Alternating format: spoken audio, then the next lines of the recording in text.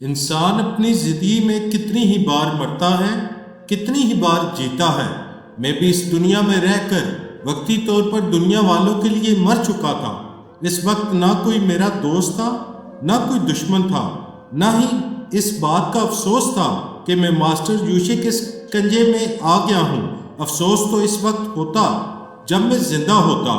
میرا جسم لاش کی طرح ساکت تھا، دماغ کو بے ہوشی کے نام پر موت آ چکی تھی۔ میں خود نہیں کہہ سکتا تھا کہ میری روح اس وقت کس جہان میں پرواز کر رہی تھی۔ کبھی کبھی موت اس طرح بھی واقعہ ہو جائے تو تھوڑی دیر کے لیے ہی صحیح اس دنیا کے ہنگاموں سے نجات مل جاتی ہے۔ پھر بہت دھیرے دھیرے میرا ذہن جاگنے لگا۔ اس وقت میں نے سپنے کی آنکھ سے دیکھا، میری فریال میرے لیے وہی ہے۔ میں تمہیں نہیں جانے دوں گی، تم جاؤ گے تو میری جان چلی جائے گی۔ وہ مجھے روک رہی تھی، میرے پاؤں میں اپنے پیار کی زنجیریں ڈال رہی تھی۔ اسی وقت ایک بہت بڑا عقاب آسمان کی بلندیوں سے اڑتا ہوا ہمارے سامنے آ کر اس نے پنجے کھول دیے اور اپنے فولادی ناخنوں سے فریال کی محبت کو نوچنے لگا۔ پھر اس نے مجھے اپنے پنجوں میں اٹھا لیا اور مجھے اڑا کر فریال سے دور لے جانے لگا۔ وہ رو رہی تھی، چیخ رہی تھی، آسمان کی طرف دونوں ہاتھ اٹھا کر فریاد کر رہی تھی، واپس آ جاؤ فرہاد، واپس آ جاؤ۔ مگر وہ عقاب مجھے اس سے دور بلندی پر اڑاتے لے گیا۔ پھر بہت دور لے جانے کے بعد اس نے مجھے ایک بہت ہی گہری کھائی میں گرا دیا۔ اتنی گہری پستی میں گرتے ہی اچانک میری آنکھ کھل گئی۔ میں آنکھیں پھاڑ پھاڑ کر دیکھنے لگا۔ پہلے مجھے فلیٹ کی چھت نظر آئی کیونکہ میں فرش پر چاروں شانے چت پڑا ہوا تھا۔ پھر مجھے ماسٹر یوشے کا شیطانی چہرہ نظر آیا۔ وہ فتحانہ انداز میں مسکرا رہا تھا۔ بیٹے فرہاد، میں نے تمہارا نقاب اتار دیا ہے، اب تمہاری آنکھوں پر آئی لینس بھی نہیں ہے۔ میں بوکھلا کر اپنے دونوں ہاتھوں سے اپنے چہرے کو ٹٹولنے لگا۔ میری سوچ نے کہا مجھے اٹھ کر بیٹھنا چاہیے۔ میں اٹھنے لگا، ابھی ٹھیک طرح بیٹھا بھی نہیں تھا کہ میری سوچ نے کہا بیٹھنے کی کیا ضرورت ہے، ابھی ذرا لیٹے رہ کر حالات کا جائزہ لینا چاہیے۔ میں فوراً ہی لیٹ گیا۔ پھر میری سوچ نے کہا دشمن سامنے ہے، لیٹے رہنا حماقت ہے، مجھے اٹھ جانا چاہیے۔ میں جھنجھلا گیا کہ یہ اٹھنے بیٹھنے کی حماقت کیا ہے۔ اسی وقت ماسٹر یوشے نے کہکا لگا کر کہا بیٹے، اتنی دیر سے تم نہیں سوچ رہے تھے، میں تمہیں بیٹھنے اور لیٹنے پر مجبور کر رہا تھا۔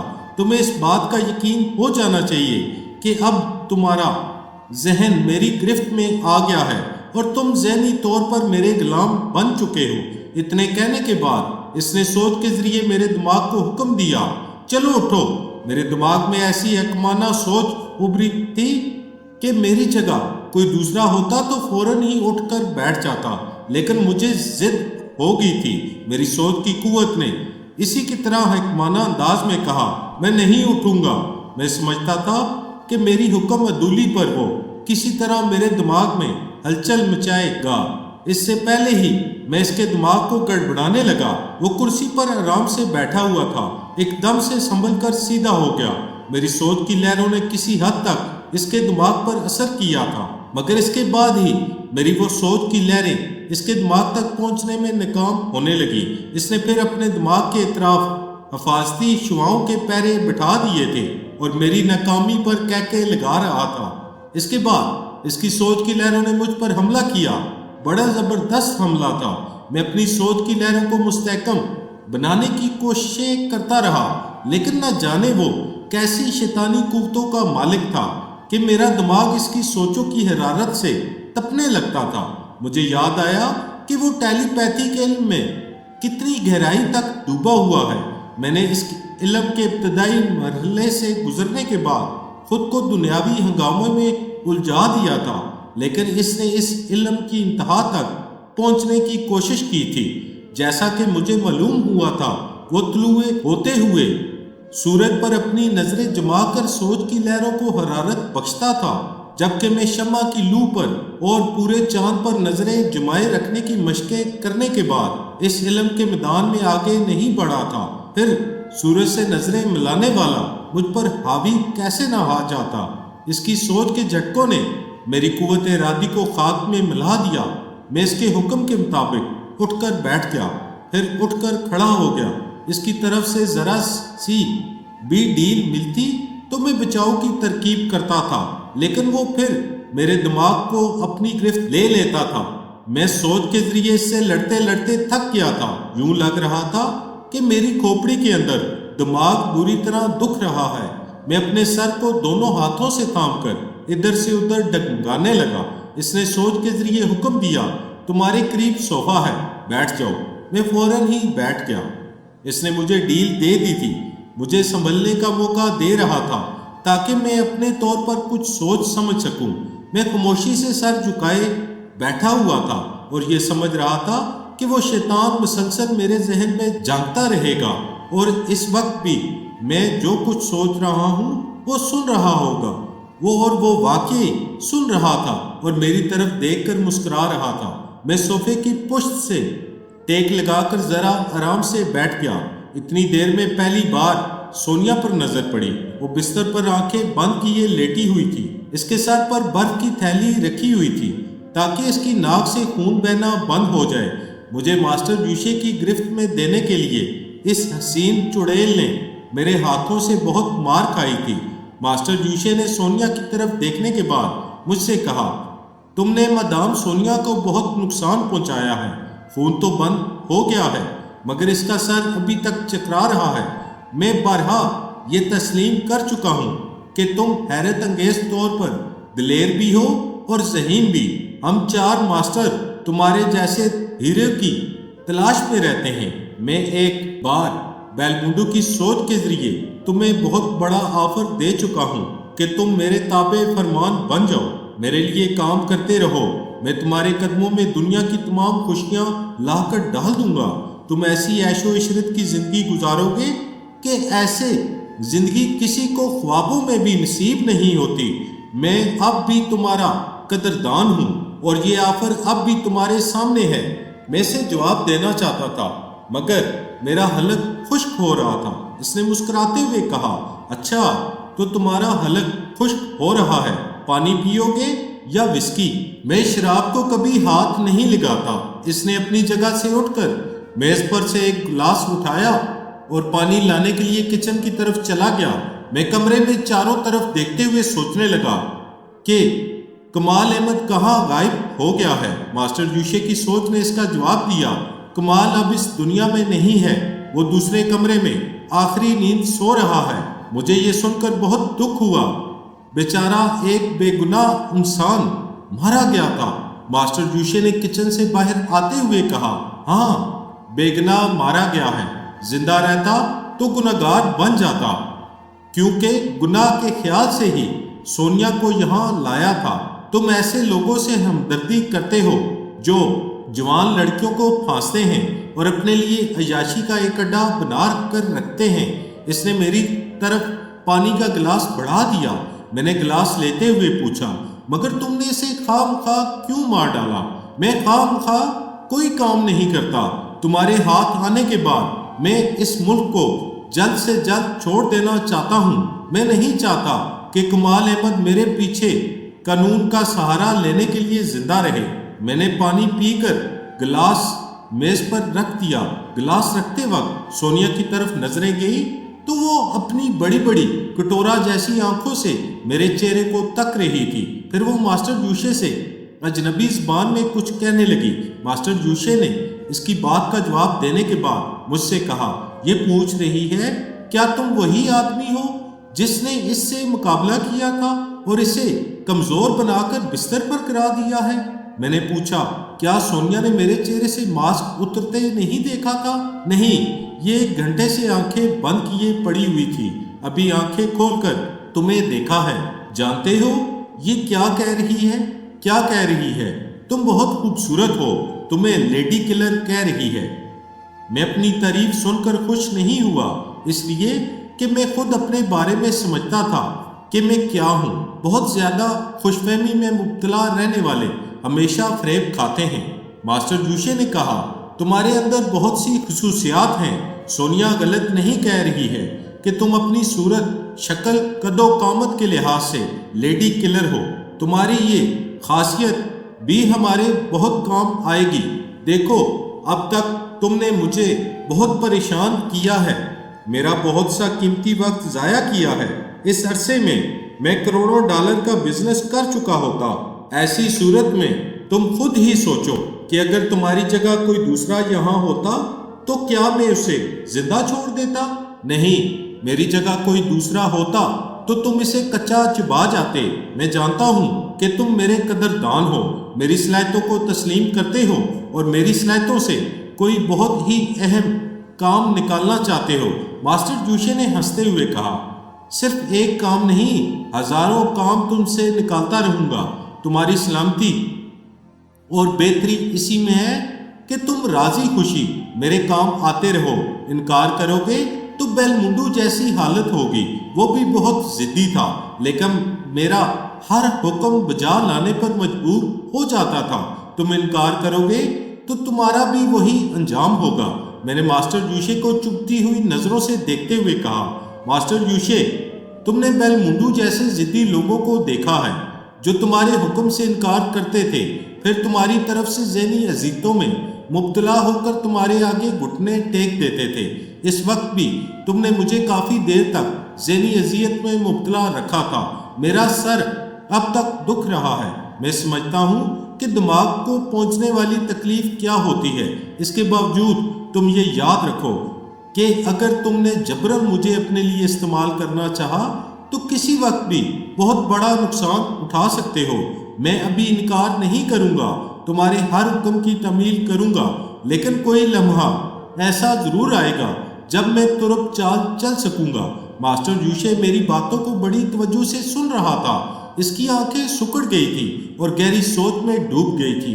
میں سوچ کے ذریعے یہ سمجھ گیا کہ وہ میری باتوں کی صداقت کو تسلیم کر رہا تھا اور یہ اچھی طرح سمجھ رہا تھا کہ میں ایسا آدمی ہوں جس سے جبراً کوئی حکم منوایا نہیں جا سکتا۔ اگر وہ مجھ سے کوئی کام نکالے گا تو دوستانہ انداز میں ہی نکال سکتا ہے، ورنہ وہ اب تک میری صلاحیتوں کو آزماتا آیا ہے، بلکہ میری صلاحیتوں سے دہشت زدہ ہوتا آیا ہے۔ اسی لیے وہ سمجھ رہا تھا کہ میں بیل منڈو جیسے لوگوں سے مختلف ہوں۔ میں نے اپنی باتوں پر مزید زور دیتے ہوئے کہا، ماسٹر جوشے، اس سے اچھی طرح یاد رکھو کہ میرا نام فرہاد علی تیمور ہے۔ میں تمہارے کام آتے آتے یا تو تمہیں ڈبو دوں گا یا خود ڈوب جاؤں گا۔ مجھے اپنی جان کی پرواہ نہیں ہے۔ جب میں دیکھوں گا کہ ذہنی اذیتیں ناقابل برداشت ہو گئی ہیں اور جو بات تم کہہ رہے ہو وہ میرے مزاج کے خلاف ہے اور میں اسے نہیں مان سکتا، تو میں فوراً ہی اپنی جان پر کھیل جاؤں گا۔ اور کب ایسا کروں گا یہ تمہارے فرشتوں کو بھی علم نہیں ہوگا۔ ماسٹر جوشے نے ایک گہری سانس لی، پھر تائید میں سر ہلاتے ہوئے کہا، فرہاد، تم بہت عرصے سے مجھے پریشان کر رہے ہو، میرا کتنا نقصان کر رہے ہو یہ میں ہی جانتا ہوں۔ میں مزید نقصان برداشت نہیں کر سکتا۔ باقی ماسٹروں کا حکم ہے کہ تمہیں زندہ رکھا جائے اور اپنے مقاصد کے لیے استعمال کیا جائے، ورنہ میں تمہیں ابھی اسی جگہ ہمیشہ کے لیے ختم کر دیتا۔ میں یہ بھی سمجھتا ہوں کہ تم کتنے خطرناک ہو، کس وقت کون سا پینترا بدلو گے یہ پہلے سے سمجھ میں نہیں آتا، لہٰذا میں دوستانہ انداز میں تم سے کہتا ہوں کہ ہمارے گروہ میں شامل ہو جاؤ۔ جب تک تم ہمارے ساتھ مل کر کوئی کارنامہ انجام نہیں دو گے، اس وقت تک ہم تم پر اعتبار نہیں کریں گے۔ جب تم پر اعتماد ہو جائے گا تو میں تمہیں کبھی ذہنی اذیتوں میں مبتلا نہیں کروں گا، ورنہ دوسری حالت میں تم ہمیشہ میرے غلام بنے رہو گے، تمہارا دماغ میرے کنٹرول میں رہے گا۔ میں نے طنزیہ انداز میں مسکراتے ہوئے کہا، بات تو ایک ہی ہوئی، خواہ تم دوستانہ انداز میں آگے بڑھو یا دشمن کی طرح اپنے لیے استعمال کرو، بات تو صرف ایک ہی ہے کہ تم میرا دماغ اپنے کنٹرول میں رکھو گے، مجھے آزاد نہیں کرو گے۔ ہاں، جب تک تم پر پوری طرح اعتماد نہیں ہوگا اس وقت تک میں یہی کروں گا۔ تم میری اس کمزوری کو سمجھتے ہو کہ میں 24 گھنٹے تم پر پہرا نہیں لگا سکوں گا، کبھی مجھے سونے کے لیے یا کبھی دوسرے معاملات میں الجھنے کے لیے تم سے غافل ہونا پڑے گا۔ ایسے وقت تم بہت کچھ کر سکتے ہو۔ میں نے اور دوسرے ماسٹروں نے خوب سوچ سمجھ کر پلاننگ کی ہے کہ جب تم ہاتھ آ جاؤ گے تو تمہیں کس طرح قابو میں رکھا جائے گا؟ میری عدم موجودگی میں باقی تینوں ماسٹر تمہیں کنٹرول کریں گے، مگر دو ماسٹروں کو ذہن کو تم پڑھ چکے ہو، لیکن چوتھے ماسٹر کو نہ تو تم نے دیکھا ہے اور نہ ہی اس کے دماغ کو پڑھ سکتے ہو۔ وہی دور سے تمہاری نگرانی کرتا رہے گا۔ اس کے باوجود ہم سب اس بات پر متفق ہیں کہ تمہارا جیسا ذہین اور دلیر آدمی نہ جانے کس وقت کیا کر بیٹھے۔ یہی وجہ ہے کہ ہم نہ تو تم سے دوستی کر سکتے ہیں اور نہ ہی دشمنی کر سکتے ہیں۔ دوستی بھی صرف اس حد تک کر سکتے ہیں کہ تمہارا دماغ ہمارے کنٹرول میں رہے، خواہ کتنی ہی دیر کے لیے رہے۔ اگر تم ہمارا ساتھ دینا چاہتے ہو، ہم سے تعاون کرنا چاہتے ہو اور تمہاری کچھ شرطیں ہوں تو ہم تمہاری دوستی کے لیے ان شرطوں کو بھی قبول کریں گے۔ میں نے فوراً ہی کہا، میرے سب سے پہلی شرط یہ ہے کہ تم میرے ذہن کو تھوڑی دیر کے لیے آزاد چھوڑ دو، یعنی میرے دماغ میں جھانک کر میری سوچ کو نہ پڑھو، کیونکہ میں خود شرطیں سوچنا چاہتا ہوں جو اس دوستی کے لیے اپنی طرف سے تم پر عائد کروں گا۔ ماسٹر یوشے نے تائید میں سر ہلاتے ہوئے کہا، بے شک تمہیں سوچنے کی مہلت ملنی چاہیے۔ میں تمہیں یقین دلاتا ہوں کہ میں تمہارے ذہن میں جھانک کر تمہاری سوچ کو نہیں پڑھوں گا، اگر پڑھوں گا تو تم خود محسوس کر لو گے۔ یہ کہنے کے بعد وہ مدام سونیا کی طرف متوجہ ہو گیا اور اس سے اجنبی زبان میں گفتگو کرنے لگا۔ میں تھوڑی دیر تک خاموش بیٹھا، سوچ کے ذریعے یہ ٹٹولنے کی کوشش کرتا رہا کہ ماسٹر یوشے سونیا سے باتیں کرنے کے بہانے میری طرف متوجہ تو نہیں ہے، لیکن نہیں، اس نے جو وعدہ کیا تھا اسے پورا کر رہا تھا۔ اس نے اس پر اعتماد کے ساتھ مجھے چھوڑ دیا تھا کہ میں اس کا کچھ نہیں بگاڑ سکتا۔ اگر اچانک ہی اس پر حملہ کر کے اس کا گلا دبوچنا چاہتا تو ایک ہی پل میں وہ اپنے دماغ کے ذریعے میرے دماغ میں زلزلے کے جھٹکے پہنچا دیتا۔ میں اس کے اعتماد کو سمجھ رہا تھا اور میں نے جو تھوڑی دیر کی مہلت لی تھی تو محض اس لیے کہ مجھے فریال کی فکر تھی۔ بار بار میرا دماغ فریال کی طرف مائل ہوتا تھا، اس کے متعلق کچھ سوچنا چاہتا تھا، لیکن اب تک میں نے بڑے ضبط سے کام لیا تھا۔ میں نے فوراً ہی اس کے دماغ میں جھانک کر دیکھا۔ میں نے جہاں فریال کو 1 گھنٹے تک انتظار کرنے کے لیے کہا تھا، اب وہ وہاں نہیں تھی، میرے حکم کے مطابق وہاں سے جا چکی تھی۔ اس کا مطلب یہی تھا کہ یہاں 1 گھنٹے سے زیادہ وقت گزر چکا ہے۔ وہ آہستہ آہستہ کار ڈرائیو کرتی ہوئی اپنے گھر کی طرف جا رہی تھی۔ میں نے ہولے سے اس کے دماغ پر دستک دی تو وہ ایک دم سے چونک گئی۔ فوراً ہی کار کو سڑک کے کنارے روک دیا۔ میں نے اس سے کہا، فریال، مجھے افسوس ہے کہ تمہیں اتنی دیر تک انتظار کرنا پڑا اور اس بات کی خوشی ہے کہ تم میرے حکم کی تعمیل کر رہی ہو۔ یہ تو تم نے اچھا کیا کہ تم اپنے گھر کی طرف واپس آ رہی ہو۔ میں تمہیں ایک بری خبر سنانا چاہتا ہوں، وہ یہ کہ میرا دماغ ماسٹر یوشے کے کنٹرول میں آ گیا ہے۔ میں فی الحال اس سے نجات حاصل نہیں کر سکتا۔ اگر اسے دھوکہ دینے کی کوشش کروں گا، اس سے جھوٹ بولوں گا یا جس طرح بھی اس کے چنگل سے نکلنے کی کوشش کروں گا، وہ میرے دماغ کے ذریعے میرے منصوبوں کو پڑھ لیا کرے گا۔ میں نے اب تک تمہارا ذکر یہاں نہیں کیا ہے اور نہ کروں گا۔ میں تمہیں پھر سمجھاتا ہوں کہ مجھ سے دور رہنا، ان شیطانوں کے قریب نہ آنا۔ میں بہت جلد تمہارے پاس واپس آؤں گا۔ میری باتیں سن کر فریال رونے لگی۔ وہ پرس سے رومال نکال کر آنسو پوچھ رہی تھی اور سوچ کے ذریعے کہہ رہی تھی، میرا دل پہلے سے گھبرا رہا تھا، میرا دماغ بار بار مجھ سے کہہ رہا تھا کہ میں آپ کو روک دوں، جانے نہ دوں، اس لیے کہ دشمن بہت مکار ہے، لیکن آپ نے میری ایک نہ سنی۔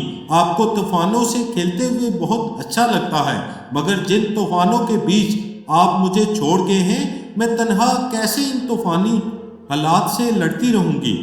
میرا دنیا میں کون ہے؟ میں نے اسے تسلی دی، حوصلہ نہ ہارو فریال، تم ہمت ہار جاؤ گی تو میری ہمت بھی پست ہو جائے گی۔ میں جو دشمن سے نجات حاصل کر کے ایک نئی زندگی کی طرف لوٹوں گا تو محض تمہاری خاطر۔ تم صبر و تحمل سے میرا انتظار نہیں کرو گی تو میں یہاں قدم قدم پر مایوس ہوتا جاؤں گا۔ وعدہ کرو فریال، اب تم آنسو نہیں بہاؤ گی۔ تمہارے آنسو میرے دل میں کانٹے بن کر چبھتے ہیں۔ وہ آنسو پہنچ چکی تھی اور اب اپنے دل پر جبر کرتی ہوئی کہہ رہی تھی، آپ جو کہیں گے وہی کروں گی اور وہی کرتی آ رہی ہوں۔ میں نے کبھی آپ کو کسی بات سے انکار نہیں کیا، اب آپ مجھ سے دور ہو گئے ہیں۔